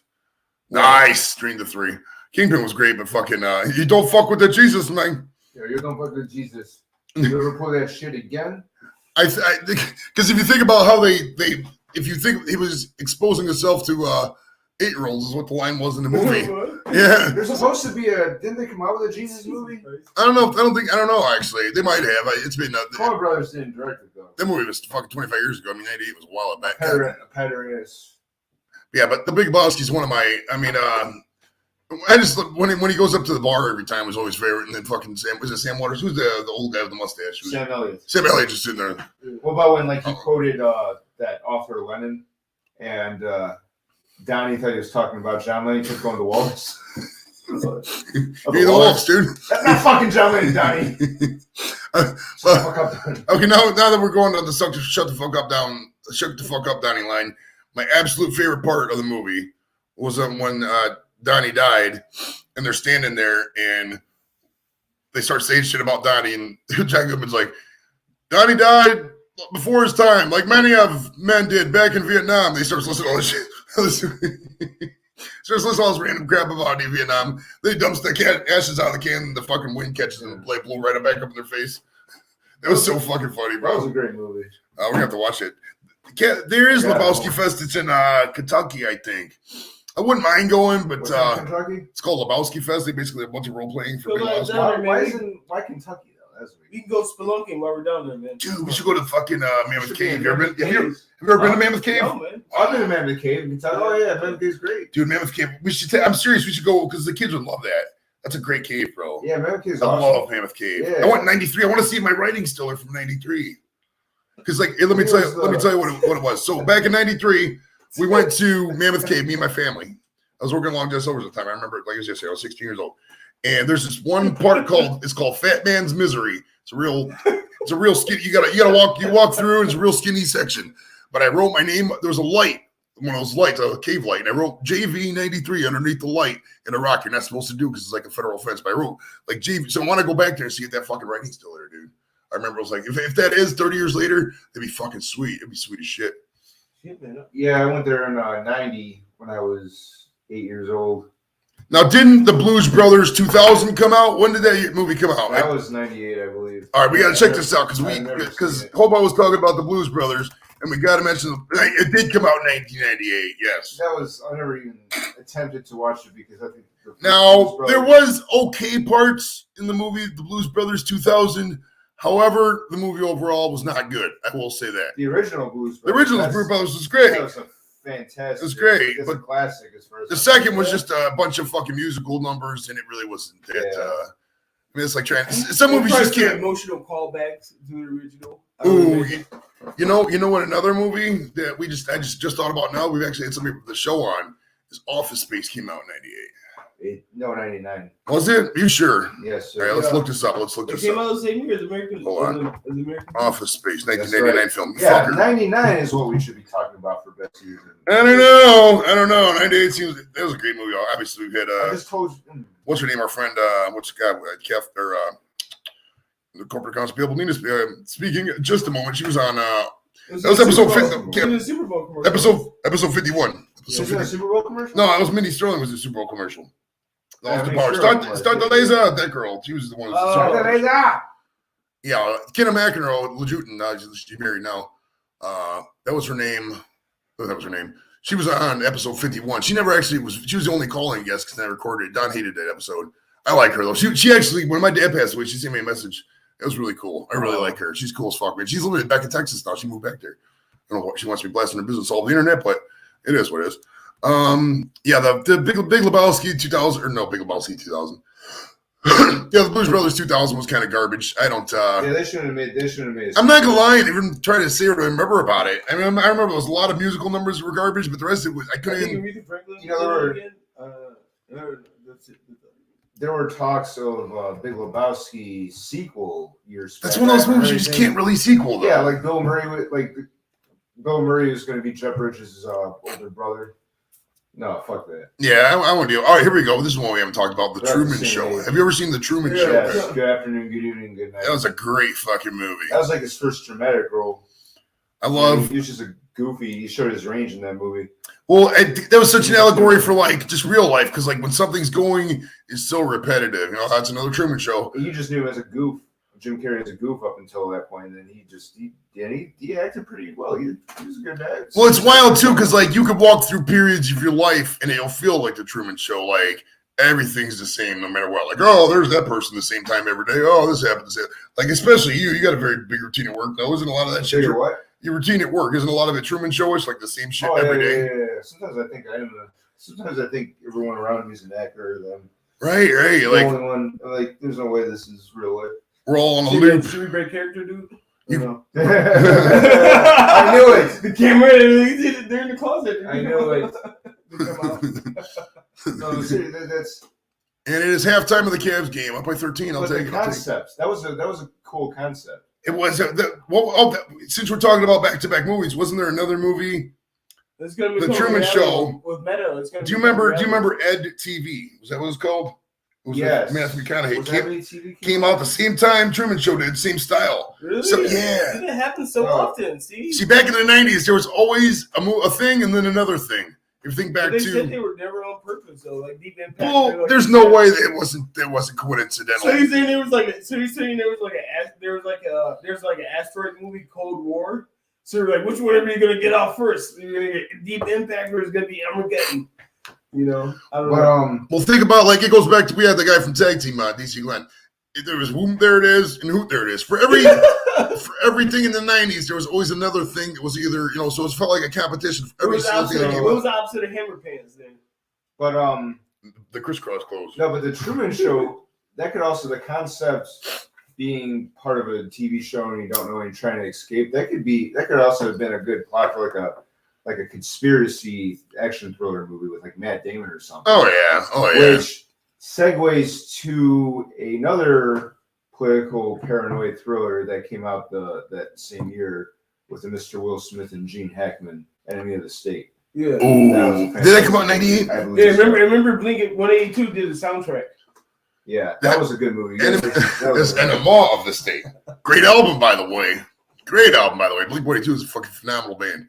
You had to know. You had to know the album. Get a joke. I don't know about phenomenal. Bullshit. Blink-182's Rock and Roll Hall of Fame material. They're fucking phenomenal. Game changer with Blink-182. I did not think Green Day was Rock and Roll Hall of Fame material, but their catalog is so extensive. Dude, that's what I'm saying, dude. They just kind of rewarded Blink-182. Dookie is a great album. Yeah, we were talking about that earlier, like Deep Impact, Armageddon. That you had fucking wait. MTV Truman I Show. just saw start Howie Long. He was like a leading man in like 99 or 98, dude. So wait, let me see. Howie Long, 1998 movie. Oh, I think I got to look up Broken Arrow. He was in Broken Arrow. Broken Arrow, where was that? Yeah, he was the bad guy. Remember, he was like a security forces master sergeant. Yeah, it was John Travolta. Firestorm, it says. Firestorm. I do not remember that movie. Firestorm, yeah. Look at this poster. This is great. This looks wild. Look at this poster. You guys see this poster? Look at his head, man. It looks even bigger than normal, man. That's crazy. I do not remember this movie at all. Firestorm. Enemy of the State was 98. Yeah. I don't think anybody else remembers it either. No, Enemy of the State. We should actually go back and watch that. That was a fantastic. Because like, where was that one movie? The Saint, was that 98? The Staple? No, The Saint. No, that was. Wait, why should we watch? Why should we go back? Because Enemy of the State was like very about surveillance and shit, and obviously that was the technology of the time, and it'd be interesting to see that nowadays, like how if some of that was actually came into play. You know what I mean? Okay, but what was interesting is when I was reading, I remember reading a review for Enemy of the State. Get this, how cool they thought this technology was this time. Because I read most of Ebert's reviews and shit, probably like all of them probably. But I remember Enemy of the State, he was saying, I looked on the internet and I could see the roof of my house like on the internet. It's like that's. You know, it's like standard, pretty standard technology. But like in '99, that was there was a magazine. There's some history behind this. There was a magazine. It's still my bad. I think it's a website now, but Reason Magazine was the name of it. And what they did back then, they had you could type like if you guys are older, you might remember some of this. But back then you could you could type in somebody's house number into Google, their address could pop up. You could click the thing, get a satellite view of it. This was before Google Earth and before Google Maps. You couldn't really get in the street view. They didn't have the car driving around technology. Yeah. So Reason Magazine, I think it was 97 or 98, sent a copy of that month's magazine to every user with a satellite photo of their house. And it freaked a lot of people out. But that really embraced a lot of technology. And Google, they're like, bro, can you see me inside my house? Like, no, that's not how the technology works. We'll give Google shouts out, not because they just bought YouTube in 2006 and they own it. They're our lords at the end of the day. But Google is really a great company when you think about the innovation they've done and the technology. I mean, Google Voice technology is unparalleled. Google Translate is off the chain. At Google Earth, I mean, it's kind of Google Maps now. Everybody has it now because everybody has those kind of cameras. But I mean, they're groundbreaking for a lot of shit, dude. I really fuck with Google. And Google, and we're talking about 98, they were invented in 98. Think about that. Yeah. You remember that?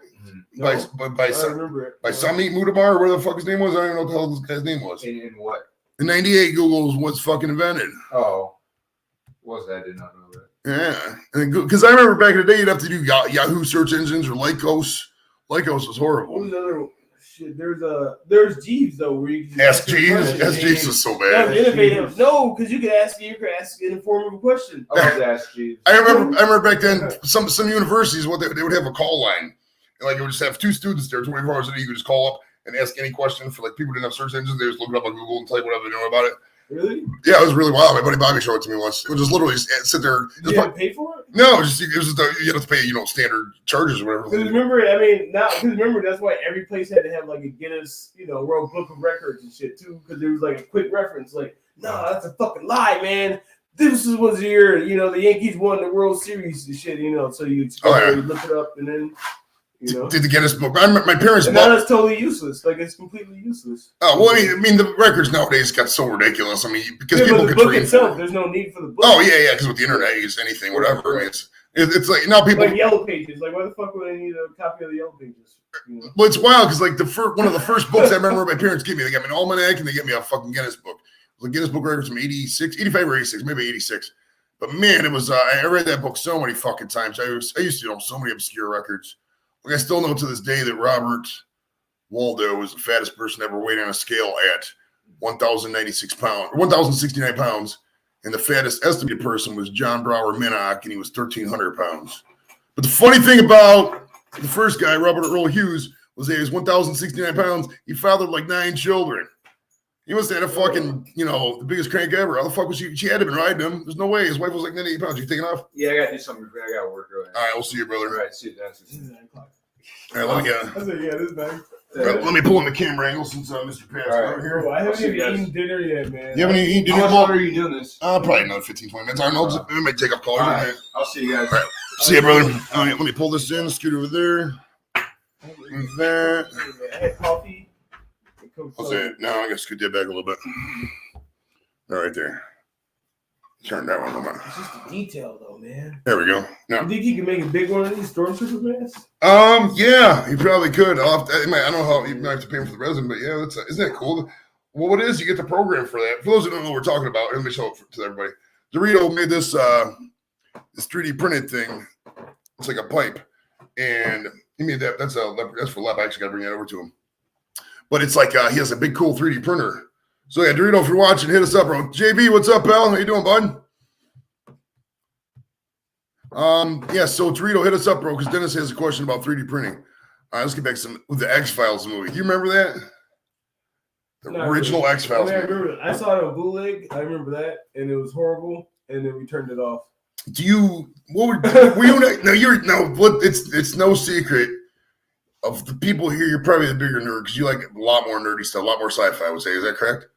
You love Star Trek. Like, what did you think of it? Were you an X-Files fan back in the 90s? No, I've never been an X-Files fan. Really? You never liked it, the huh? show. I've probably Wow. watched like 2 or 3 episodes. I'll tell you what, man. Back in the 90s, me and my brother used to love the X-Files, dude, because like they would come out with cool new shit every week. And obviously, I remember one of them where the dude could all of a sudden move fast.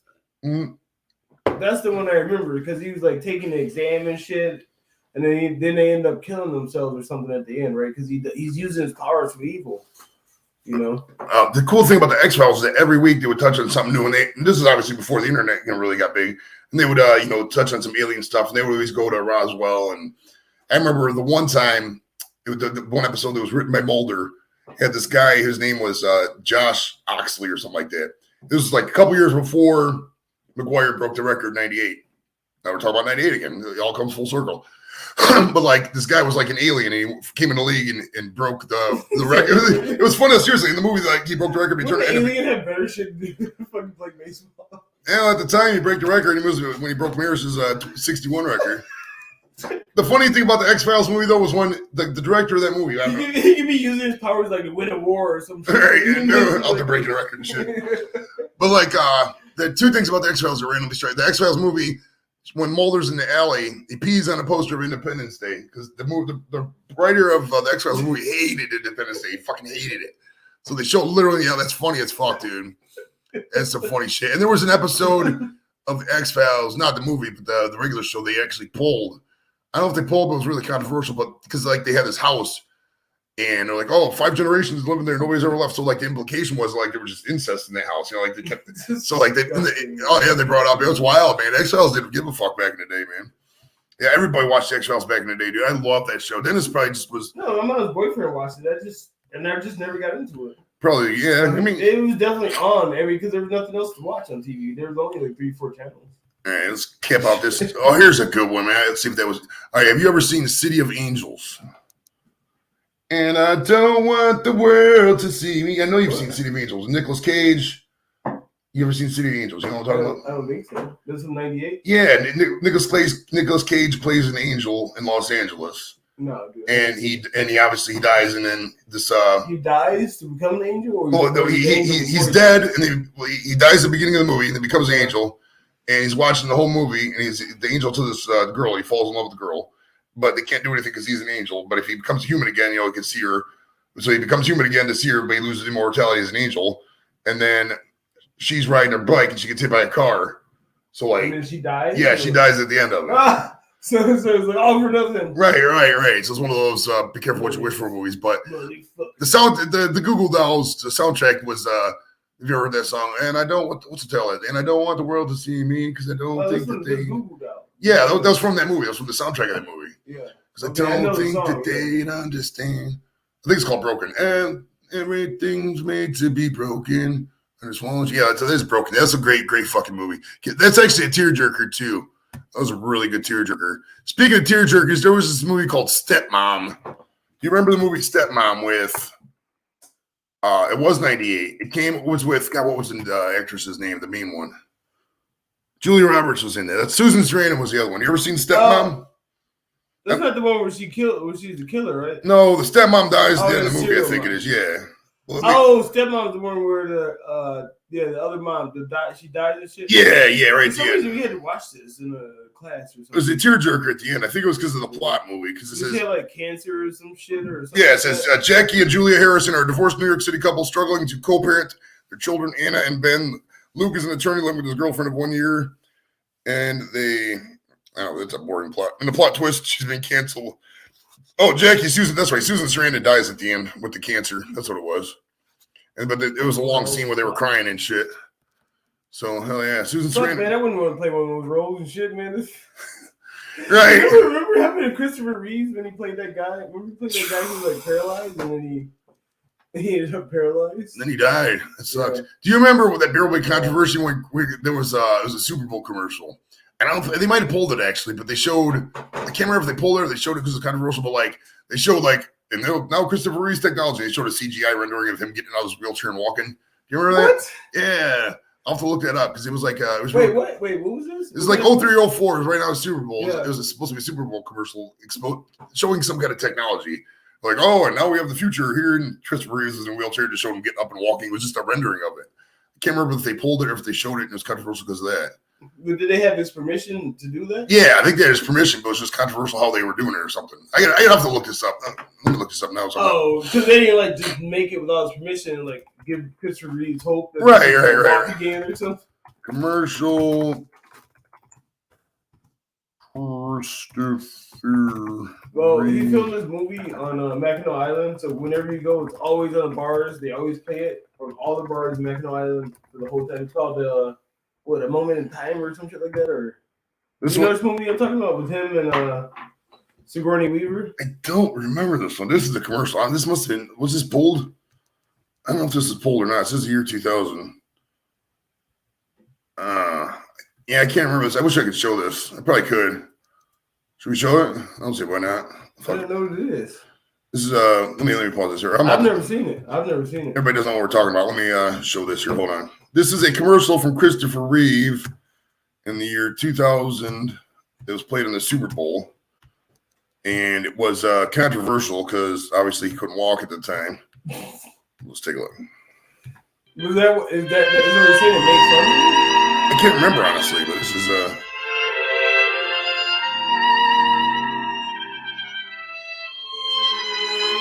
this is year 2000. He couldn't walk at this time. I'm gonna mute this. This is ridiculous. So this is so he's just walking. See what I mean? They're just CGIing his face on there. And he walks in. How you doing? Well, was he dead? No, he was still alive at this time, but he was completely paralyzed. And this is all just him. The CGI was just him walking. And they showed that in the Super Bowl, and it says, invest well, leave your mark. So it's for an investment firm, which is why it was controversial. So they showed. Swear to God, the 90s was 2000 was wild, bro.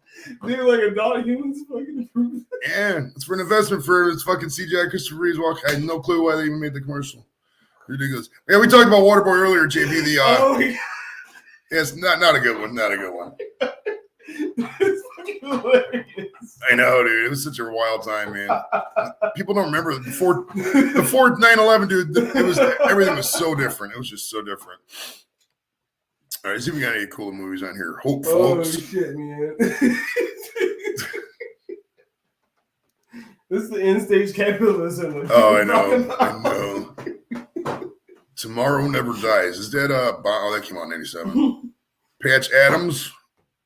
Oh, that was 97 as well. Try to look at other. Oh, Wagon. Oh, it was 97 as well. Never mind. Pleasantville was pretty good. You ever seen Pleasantville? Not all of them did. Ooh, here's one. Night at the Roxbury. Oh, wait a minute. Hold on. I think I got the Primo movie to end all this on. Let me see what year this came out. Yes. You remember Wild Things? Movie Wild Things with I've never seen it though. I've never seen it. Never seen Wild Things. Are you kidding me? It's peak Denise Richards. So let me describe Wild Things. I saw them watching the movie Wild Things and the movie 40-Year-Old Virgin, I think. Matt Dillon plays in high school. I know exactly what you're talking about.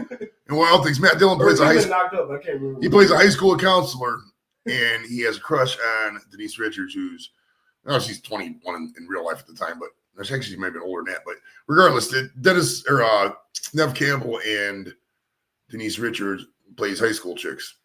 And he has them over. I've seen that scene. I just haven't seen the whole movie. He has them over his house to wash his car. Like in what real world would the fucking high school counselor have these students over to wash his car? It wouldn't happen in a million years. he just invites them like, hey, he can't find anyone else to wash his car. Right, so it has to be the fucking hottest chicks in the school. So they end up in bed, and the best scene ever is when he's just sitting there, he's like, "No, I want you," because he kisses Nev Campbell and he kisses Denise Richards. He's like, "Now I want you two to kiss." That's the greatest thing ever. And they just start making out. That's fucking awesome. It was back in the 90s when everybody thought every chick was like a latent lesbian. They just needed to come out. What exactly was the point of this movie? It was just pure fluff to see titties. I mean, it was everybody's high school. Just watch a porno? Well, it was everybody's high school fantasies living out. It's mainstream. I don't know. At the time, Nev Campbell was just doing everything. She was a really good actress. Yeah, we talked about Lebowski. Yeah, but we're kind of wrapping up here, JB. We pretty much hit all the top 25 movies. I just wanted to get in a fun show because we were, bullshit. We're probably gonna wrap. Usually we go about 90 minutes. We're gonna wrap it up here in a second. But in closing, Dennis, so do you disagree or agree that 98 was? As we're talking about all this for an hour and a half. Was 98 the best year for movies ever, in your opinion? Did I convince you? It's one of the best, man. I don't know. I mean, because I really haven't, reviewed everything from the silent movie era and shit either. So I can't speak for that. That's true. Rights of a Nation was a fucking great movie. I'm just kidding. The movie sucked. Pretty sure 2000 was, 99, 2000 movies are pretty good. Dude, I mean, we can all disagree that everything, we can all agree that everything pretty much post 2000 as a general block of movies is sucked. Yeah. 2010, I mean. Yeah, I mean, you'll get a movie over now, but I mean, Star Wars, even a prequel looks good. Remember those prequel movies? And everybody's like, man, these movies are dumb. And now I go back and watch those movies like, man, these are like. Oh, like it's because the bar's been so lowered. I mean, it's like back then you had a fucking Jar Jar Binks back, man. They should be sarcastic about Jar Jar Binks, just embrace it. Who knows? But yeah, I mean, well, if we're being, the period of movies from 97 to 99, I mean, that's but that contains most of my top 10. So I mean, I can't. Remember they tried to drive Jar Jar Binks to suicide. Remember he almost. Yeah, that's crazy, man. It's tragic. Nearly, but he's just still alive. Last I checked. I think he has a cameo now. Yeah. I don't know. But regardless, thanks for coming out, guys. Next Friday, we have Barb Bradford from I went to high school with her. She owns a place called JB Grills. She's a very big entrepreneur in the area, runs a lot of businesses, daycare services like that. She's going to be on the show. She'll probably show off a lot of a restaurant. We'll have a lot of fun. If you went to high school with me, we'll talk about that and joking. And on the 14th, we have Eric Redbeard, who Blake said was on the wrestling. The AEW pay-per-view is just going on right now, so I'll have to get some debriefed on that and see what happened there. And on March 18th, we have Javante Moffitt, Browns cornerback. He's going to be on. Tentatively, he should be on. I don't think I wouldn't have talked to him on Instagram. He's good with that. And on the 26th, we're going to have a live comedy show here in the studio. Dennis will probably be in the audience. I don't think he's going to do a set yet. We'll see. Me, Pat, Don, and Mayo will be here live. We'll have about 12 people in here. It's going to be a fucking great fun time. So we're going to have a rockin' March. Thanks for coming out, guys. Tell your friends to sub if they haven't. Everybody's sub by this point. And we'll talk to you later, guys. Peace!